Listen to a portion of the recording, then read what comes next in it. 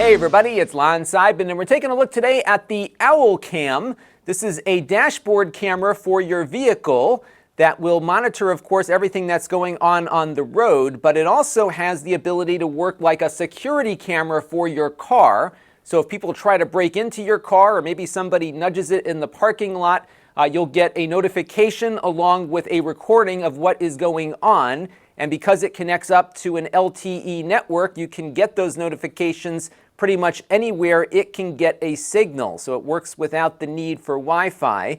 And it's a pretty neat little device, but it does have some gotchas, which we'll explore in this video. Now, I do want to let you know, in the interest of full disclosure, that this is on loan from Owl. So when we're done with this, it goes back to them. All the opinions you're about to hear are my own. Nobody is paying for this review, nor has anyone reviewed or approved what you're about to see before it was uploaded. So let's get into it now and see what this camera is all about. So let's take a closer look now at the hardware.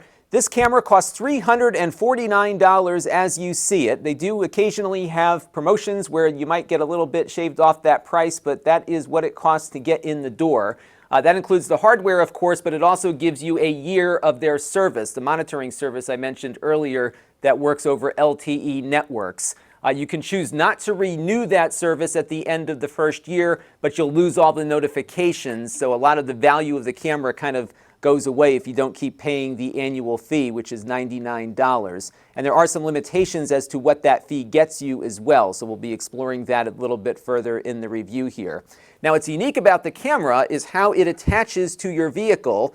So typically these cameras connect up to your car's DC adapter, the old cigarette lighter jacks on your car, but this one uses the onboard diagnostics port, the OBD port, to power the camera. I don't believe it's sending any other vehicle data to the camera, but it does make it a little bit easier to get the camera powered and not have to give up something that might be charging your phone, for example. So I thought that was pretty clever. But I did find that the cable isn't very well shielded. So when I did connect it up to my OBD port, I was starting to hear some buzzing out of my speakers. I moved the cable around and repositioned it, and that seemed to have resolved the matter, but you might have an issue with it depending on how your car is configured. They also give you some tools in the box to tuck the cable away. And altogether, I felt the installation process was pretty simple and lived up to their 15-minute guarantee that you'll be up and running quickly. Now, the dash cam sits very low on your dashboard, as you can see here. I really do like the arm quite a bit on it. First of all, because it employs a suction cup and not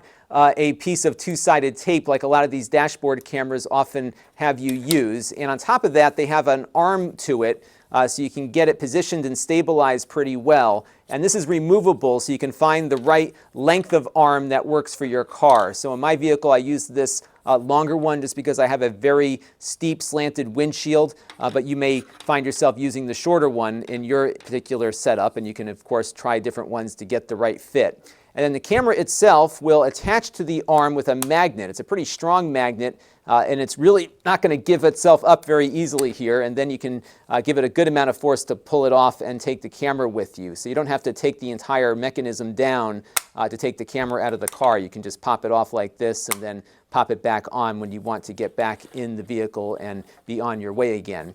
Now, there are two cameras on it. You've got a 720p camera here in the front to capture what's going on inside the vehicle. There are also two lights here. These are usually off, but if somebody breaks into your car or an unauthorized user gets into your car, these lights will turn on and begin recording so that you'll get that notification and the video with it to see exactly what's happening inside the vehicle. The decision to turn on these lights and register that notification are dependent on the phone that you have paired up with the dash cam here. So if my wife, for example, decides to get in the car, even if she has the key and is authorized to use the car, right now it will consider her an intruder and light her up. So it's something where it's kind of right now a one-person only kind of device. They are working on allowing more people to pair their phones up with the cameras, so you'll have more authorized users. But just be prepared, if you have someone that shares the car with you, they will probably get lit up here by the device when they hop in the car. It will also record all the audio from the cabin of the car as well, so be ready for that. On the back, you've got a 1440p camera for capturing the road as you're driving around. Unfortunately, though, you cannot get the full resolution out of this via Wi-Fi just yet. so you have to use the LTE service to extract the full resolution footage from the camera. Let's take a look now and see how the camera works inside the car. I plugged it in a little bit earlier and we'll show you right now. Okay, so we're inside my car right now with the camera on and in operation. It's recording at the moment, and it's recording off the front-facing camera here along with the camera on the back, which records what's happening outside the vehicle. Now, it's also capturing my audio, so if I don't want that to happen, I can swipe down here to turn off the internal camera and microphone, and now it's going to record just what's going on outside the vehicle with no sound. If I swipe up from the bottom here, it will reactivate the internal camera and microphone. Unfortunately, I can't find a way to turn off the microphone but leave the internal camera running. So if you are running it in the split screen mode here, it will be capturing the video and the audio from what's going on inside the car. If I tap on the screen, I can get some additional settings here. There is a little beep that happens every once in a while, so the volume control will adjust that sound. You also have the ability to make the display brighter or dimmer here, and you can also turn on a feature to tap to create a clip if you don't want to use the voice control, and there's an option to disable the display completely. When you want to get out of this, you just tap on it again and you're back out to the front screen. So let's jump into their phone app to see what else we can do to configure the camera. You should note that the Android version of their app was a little behind the iOS version, but as of this week, the time I'm recording this video, I believe they are now at feature parity. So what you see here on the iPhone should also apply to Android. Now, you will also notice here that they have a area which talks about how many credits I have left for this month and the option to buy more of those credits. I'll talk more about that in a minute, but before we get to that, I did want to talk about the recording modes that you have available to you. So the first thing you're going to see here is guard mode. And what this is when the car is off and the camera powers down, it then moves into that mode where it is looking for events that it might notify you about. So it stops recording, but again, if somebody were to try to break into your vehicle or if something is loud outside, it will trigger the camera and begin recording once again, and of course light up those lights for the interior to see if anybody's trying to steal your stuff or run off with your car. The maximum, though, is 72 hours on that mode.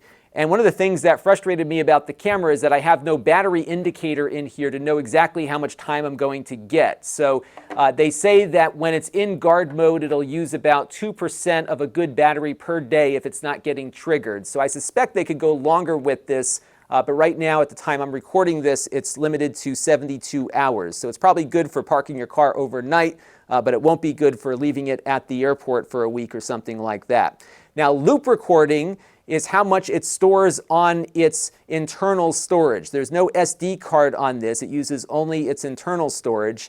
And when the car is turned on and you begin driving, it will start recording out of both cameras continuously. So even if you don't have an event that triggers anything, it will have the footage for a period of time. So you can limit that period of time to only 30 seconds if you want, or you can have it go for 24 hours. So after the first day, the stuff from yesterday gets erased. I have mine right now set to max, which means that once the storage is filled up, it begins erasing the earliest videos on the device. So that might be a great way to just keep a constant log of everything, and it really depends on how much you drive to figure out exactly how much it will store. I believe they estimate you'll probably get a week or so if you are an average driver. If you're driving to Florida or something from Connecticut where I live, it certainly would be a different story. So it's all dependent on how much you do. One thing to keep in mind with dashboard cameras is that although it could show that you are innocent of something should there be an accident, it can also show that you're guilty of something as well, which is why they leave these kinds of options on here. So if you are feeling like you don't want that liability, set it to 30 seconds, and then you just have to tell it when to preserve something, and I'll show you that feature in a minute. There are camera beeps that can come out of the camera, which you can disable there, and of course you get all of your information on firmware versions and all that good stuff. The camera will update its firmware automatically. So now let's take a look at this credit system, because this will impact some of the other features we're going to be talking about. So as you know, you pay a $99 annual fee to use the product. That's part of your purchase price initially, but after that you'll get dinged $100 a year to keep going. And that is anything that involves the LTE radio on the camera. So for that $99 a year fee, you will get 60 credits per month. And I don't know if they roll over or not. I don't believe that they do. And if you run out of credits, you can buy more for $5. And if you click on the little information icon here, you can see what those credits will get you. So what you can do with the camera, which I think is pretty cool, is watch what's going on inside your car when you're not with your car. So you can basically use it like your home security camera, for example, on your phone. But when you do pull that up, you're charged 1 credit per minute of watching. So that's one thing you'll get dinged for there. You can also log into the camera's history and look at all of the video that it's recorded.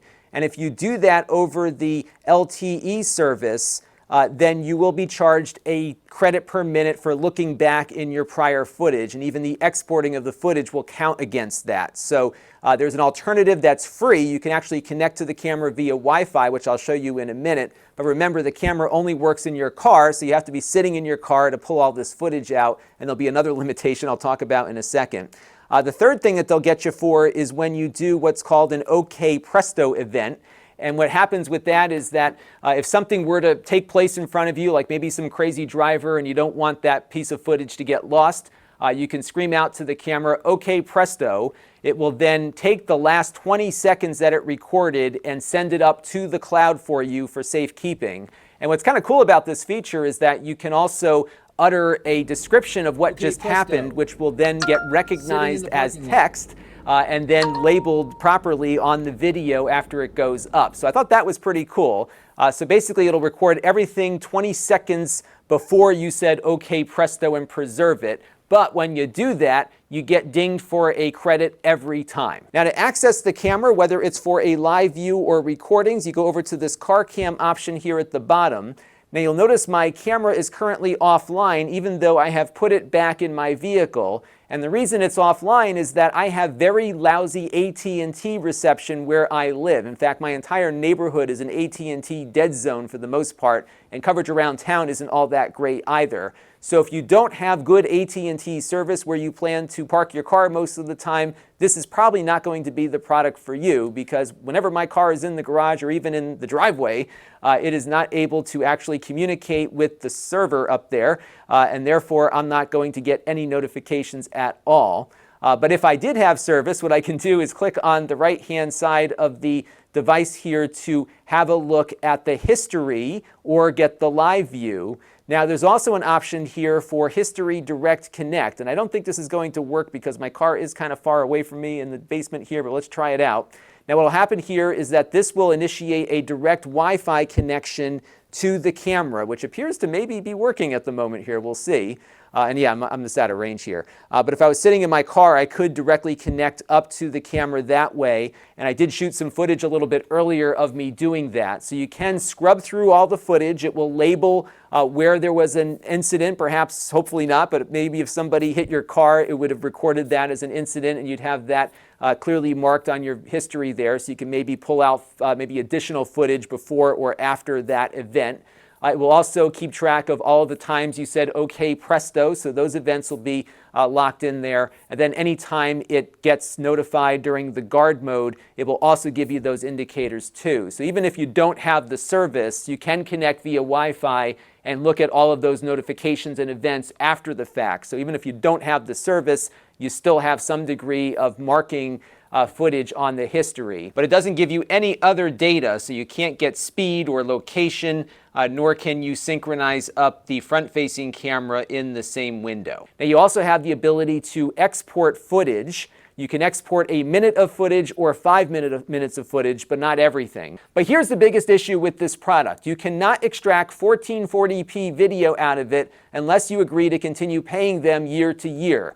1440p video output, which is the native resolution of the recording camera on the front, is only extractable using the LTE connection, not the Wi-Fi connection. If you extract video via Wi-Fi, it comes out heavily compressed at 720p. It looks muddy. It doesn't look good at all. In fact, it's hard to get a lot of the details drawn out of license plates and road signs and that sort of thing. The resolution of the camera is something they are marketing pretty heavily in their product description, yet if you don't pay that $99 at the beginning of your second year of ownership, the best you're going to get is a muddied 720p image. And while you are paying them the extraction of that video will burn 1 credit per minute as you're going through some of that stuff to get it out of there. But this interface really needs some work. It's very cumbersome. As you can see, it's also very slow. And when you're connecting to the camera over LTE to get the full resolution exported, you're also being metered here. And it's very possible to blow through a good chunk of your monthly allocation just trying to find what you're looking for. I'm often feeling pressured to move quickly through here so I'm not burning too many credits. And that just is not a good consumer experience here. So that was a real turnoff for me, because my experience with prior dashboard cameras is that you can pop the card out, stick it into your computer, and copy whatever you want exactly as it was recorded. Here it is a very different story, and again, you will not get the advertised resolution if you don't pay in year 2 onwards. So just keep that in mind as you are making your shopping decisions here. They could decide to change this. This seems like something that is easily a software fixable problem. If they do adjust this policy, I will certainly update you down in the video description. But for now, be warned, you will not get the full resolution after the first year unless you keep paying. All right, so all that said, let's take a look at the video quality when you do extract it at 1440p. I found daytime to be pretty decent on the camera. It looks good. Details are pretty crisp, and you can see what it looks like here, extracted at that 1 credit per minute price. Nighttime did better than I saw some other reviewers saying a little bit earlier in this product's life, so I think they may have made some improvements to night driving. You can see me driving here with no overhead lamps, and it looked pretty good to me. The interior camera, of course, might be pretty dark while you're driving around in the evening, depending on what's going on. But again, if somebody were to break into the car, those 2 lights will turn on and give you a much crisper image. In fact, Owl has posted up some images of people breaking into cars with the Owl equipped to show you what it looks like. So I'm convinced you won't have any issues there with the inside camera. Now, the inside camera looks pretty nice on this thing during the day, as you can see. It's actually kind of fun to evaluate your driving, seeing where your eyes are looking as you're scooting around town with it. One thing, though, to keep in mind is that although the footage is stored on the camera most of the time, should there be an accident, it will push that up to the cloud automatically. So if you did have something occur, it's going to record the moments leading up to that accident and everything afterward, including the audio. So that can help you in certain circumstances, but if you did something wrong, it will also show that, and it would be within reach of government agencies with a warrant or a proper subpoena. Should there ever be some kind of lawsuit or criminal case that arises from something that happened while you were driving your car. So remember, this can certainly prove your innocence, but it can also prove your guilt. And if you are not an attentive driver, this might make you more attentive, given that you'll have an eye on you the whole time you are driving. And that's up to you to decide whether or not that's something you're comfortable having in your vehicle. So overall, I am relatively pleased with the Owl Cam. I am just very weary of how this subscription thing works, especially as it relates to the exporting of video. We've seen examples in other companies where there was a subscription fee attached, but it wasn't all that restrictive, but then it got more restrictive over time and features kind of wore away on the free side of things. So I'm just hoping that they might look at this a little bit differently. But right now, I'm just not comfortable recommending something for people that don't want to pay that ongoing fee, because you can't get the full feature set of the product right now unless you agree to continue paying. And I think that is a bad practice, in my opinion. Until next time, this is Lon.TV. Thanks for watching. This channel is brought to you by the Lon.TV supporters, including gold level supporters Chris Allegretta, the 4 Guys with Quarters podcast, Tom Albrecht, and Kalyan Kumar.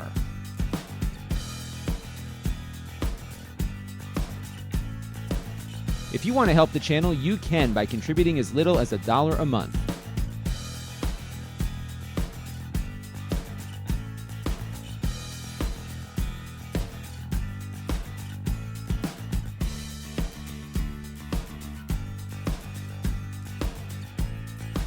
Head over to lon.tv/support to learn more.